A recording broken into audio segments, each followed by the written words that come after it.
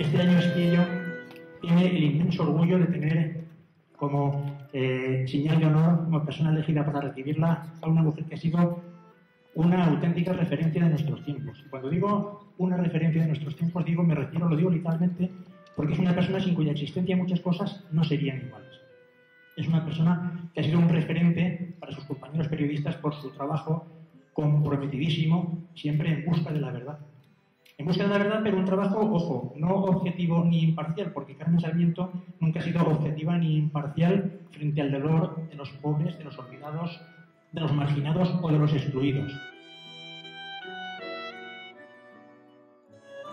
Pues esta señora que está a mi izquierda, a su derecha, ha escrito algunas de las páginas más importantes del periodismo televisivo de este país. Dada mi ideología feminista, progresista y de izquierdas, pues lo que deseé es denunciar todo lo que pasaba en el mundo, ¿no? Yo voy a decir una frase que es un poco bestia, pero que se me quedó tan grabada cuando fui la primera vez a África y traje unas imágenes en que se ve a las mujeres semidesnudas, que uno de los censores de Televisión Española, que tú habrás conocido, a lo mejor has tenido la desgracia de conocer también en tu carrera, esos que llegaban a la moviola y decían, de aquí a aquí, fuera.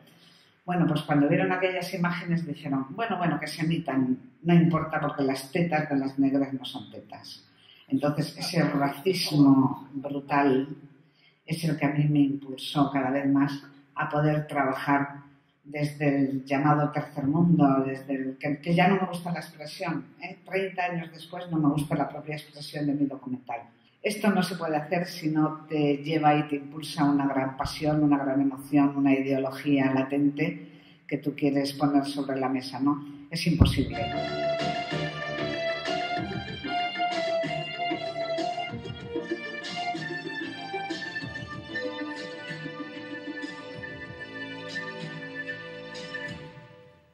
Si ves los títulos de mis series, hay una progresión, ¿no?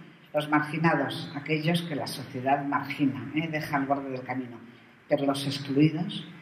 Yo recuerdo una frase en Colombia de alguien que me dijo, sí, esos son los desechables. Una sociedad que es capaz de calificar a un sector humano de desechables, ¿en qué condiciones de enfermedad está esa sociedad, no? Ha entrevistado a algunos de los personajes más importantes y trascendentes del siglo XX, Fidel Castro, ha entrevistado también a Yasser Arafat, a Rigoberta Menchú, a Casaldáliga. De todos estos personajes, Carmen, ¿hay alguno que te haya impactado sobremanera, que te haya dejado una especial huella sobre otros? A mí me importó entrevistar a esta gente tan importante y tan interesante, pero en un momento determinado dejé de interesarme y fue cuando me dediqué a los excluidos, a los marginados, a los pobres, porque todos los muy importantes o muy famosos tienen un discurso muy aprendido. Y al final te das cuenta que preguntes lo que preguntes, ellos te contestan lo que quieren contestarte, que ya lo tienen preparado, ¿no? Entonces fue cuando me dediqué a entrevistar a esas personas que se ha dicho que no tenían voz, pero que naturalmente la tienen y que yo desde luego puse mis micrófonos a su servicio. Soy de esa generación romántica del 68 que pensamos que íbamos a cambiar el mundo. Lo movimos un poquito, creamos cierto estado de conciencia, pero bueno, en el mundo se siguen cometiendo muchas injusticias. Lo que pasa es que después de algunos años de adormecimiento, pues ves que otros jóvenes toman la antorcha, ¿no? Y que se reúnen en la Puerta del Sol, en el 15M, y que protestan, y que las protestas llegan hasta los centros financieros de Nueva York, de Londres. Carmen, y ahora que hablamos de guerras, ha sido la primera mujer corresponsal de guerra de Televisión Española y sí que quiero hacer una brevísima incursión por esa faceta tuya de corresponsal de guerra que tiene fundamentalmente que ver con qué. Bueno, tiene que ver con mi obsesivo deseo de la igualdad y la equidad con los hombres.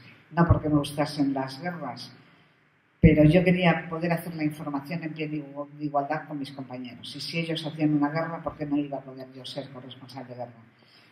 ¿A tu juicio queda actualmente el periodismo de compromiso o todo lo tapa la economía?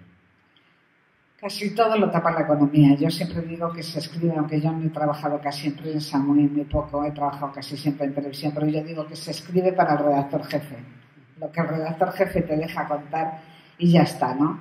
Entonces, pues bueno, en el medio televisivo también está el redactor jefe, el director, por encima del director están los poderes políticos y por encima de los poderes políticos están los poderes económicos globales de hoy en el mundo. Lo que pasa es que frente a eso, pues bueno, estamos pequeñas rebeldes y pequeños rebeldes que continuamos metiéndonos por las rendijas por donde podemos y continuamos haciendo una información de compromiso y de denuncia. He tenido dificultades amorosas porque siempre había alguien a mi lado que me decía o tu trabajo o yo, alguien que no me quería bien, porque naturalmente cuando me han querido mejor han comprendido que mi trabajo era algo consustancial a mi propia vida, ¿no? Yo no sé si en circunstancias normales hubiera deseado tener hijos, pero tuve claro que haciendo la profesión que hacía era imposible. Estar en China y tu hijo con paperas en Madrid, esto era imposible, ¿no? Ha habido en España más víctimas del terrorismo machista que del terrorismo de ETA cuando se produjo en su momento, ¿no? Entonces las feministas de antaño, las veteranas que pensábamos vamos a cambiar el mundo cuando exista la coeducación, cuando hombres y mujeres asistan a las escuelas y se les enseñe desde pequeños que a las mujeres no hay que quemarlas, no hay que violarlas, no hay que maltratarlas, el mundo cambiará. Pero yo veo y estoy un poco aterrorizada en ese sentido, que bueno, han pasado los años, se ha llevado la coeducación, quizá no se ha practicado como debería practicarse, y los jóvenes son tan violentos o tan machistas algunos, no se puede generalizar. Seguiremos luchando, yo es el único mensaje que puedo dar, ¿no? No podemos vivir en un mundo tan desigual, porque Mao Zedong decía que las mujeres sostenemos la mitad del cielo. Bueno, pues yo digo y pido que las mujeres queremos la mitad de la tierra, la mitad del poder político, la mitad de todo lo que hay en el mundo, porque somos más de la mitad de la humanidad. Es que ahora con un móvil estás informando desde cualquier parte del mundo, ¿no? En ese sentido me parece una maravilla, ¿no? El que cualquier individuo, cualquier mujer, cualquier hombre se puede convertir en un activista, es decir, filmar lo que está pasando y mandarlo a una televisión.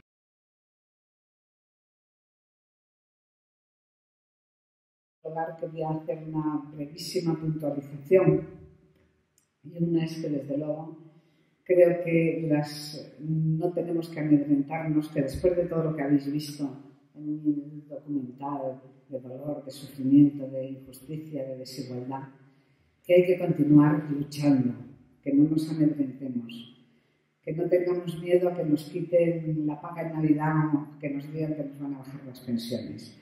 Las organizaciones sociales, los individuos en particular, tenemos muchas cosas que decir frente a la sociedad, frente al gobierno, frente al Estado. Tenemos un papel que cumplir que es mucho más importante que el de los papeles de Panamá, detrás de los cuales se esconden todos esos canallas que están vaciando las arcas del Estado. Así que a continuar luchando por la dignidad de todas las mujeres y de los hombres. Muchas gracias.